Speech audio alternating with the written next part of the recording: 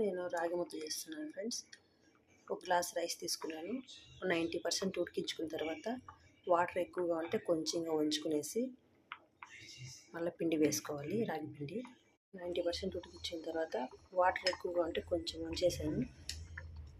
90% ఉడికించుకున్న తర్వాత ఒక రాగి పిండి ఒక కప్పు వేసుకునేసి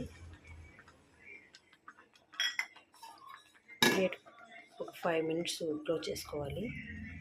5 minutes తర్వాత బాగా మిక్స్ చేసుకోవాలి. మిక్స్ చేసుకోవాలి.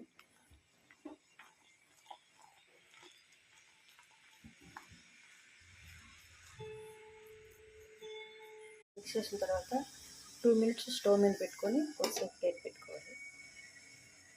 తర్వాత ఇలా ముద్ద చేసి చెక్కలు కొంచెం పెట్టుకొని రౌండ్గా బాల్స్ చేసుకోవాలి.